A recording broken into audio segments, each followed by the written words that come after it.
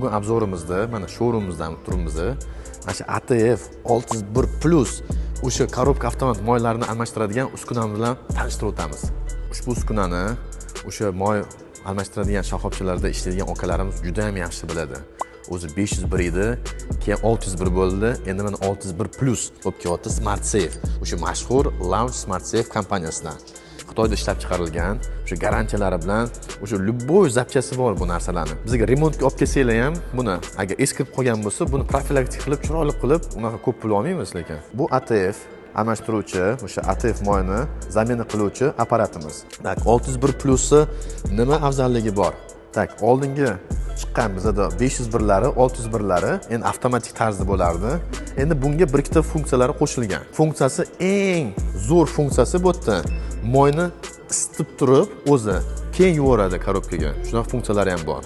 Tak, yana mana bu prosta moyni tortib oladigan funksiyalari bor. O'sha funksiyalarda o'sha moyni tozalovchi mana 3, 4, 5, 6, 7 ta funksiyasi bor-da buni. Uni funksiyalarini ko'rsatib o'tamiz. Mana yaqinroq olib kelsangiz, mana забор старого масла, mana hammasi ruschada, endi o'zbekchada xudo xolasa olib qolsa kerak.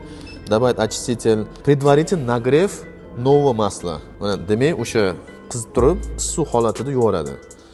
Zamena масла в коробке передач. Mana zamena masla qiladi birdaniga. Регулировка уровня масла КПП. Bir xillarda bo'ladiki, buni anu zapravka qilasizlar, ko'p urasizlar moyni yoki ko'payib ketadi. Bu regulovka qiladi. Bunga bosib qo'ysanglar, o'zingizlar o'sha mana заполнение qilasizlar yoki slив. Заполнение degani дополнительно quyasizlar, a slив degani to'k o'rasizlar o'tdan. Bir xil moyxonalarda bunaqa narsalarni ishlatmaydi-da. 8 litr bo'lgan joyda 9 litr o'rashadi. Endi ichida moy ko'payib ketadi-yu. O'shanda mana shunaqa joylarga olib borsanglar, mana shu Smart Safe 601 yoki 601 Plus bo'lsa, buni mana заполнение qilasizlar yoki to'ldirib qo'yasizlar yoki slив yoki ichidan o'sha korobka avtomatni ichidan kerak emas moyni to'kib tashlaysizlar. Ko'p bo'lsa ham yomon, kam bo'lsa ham yomon o'zi moy. Опустошение оборудования. Опустошение degani o'sha bachokda mana bu qolib ketgan moylarni shuni slivat qo'yadi, shuni to'koradi. Top-toza turadi bachoklar. Bu yerda yana mana regulovka всасывания масла degani o'zi regulovka qiladi. Buni ulab qo'yib turib, primoy bachokga haydasa bo'ladi. Shart emasda mamdan quyishicha moyga.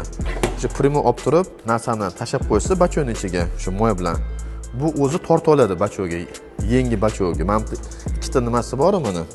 Mana ikkita yangi eski bachoklari bor. O'sha inglizchasiga mamda mana used new oil. Mamda mana ko'rsatib turadi davleniyasini. Mamda ham ko'rsatib turadi mana. Yangi moy, eski moy. Xullas bu apparatimiz nalichida bor. Menimcha O'zbekistonga birinchi bo'lib olib kirdi buni. Buni narxiga to'xtab o'tsak, buni 25 million qilib beramiz. Batafsil ma'lumot uchun bemalol mana shu do'konimizga murojaat qilsanglar bo'ladi yoki mana shu nomerga telefon qilsanglar, chiroyli qilib narxlarni kelishtirib beramiz.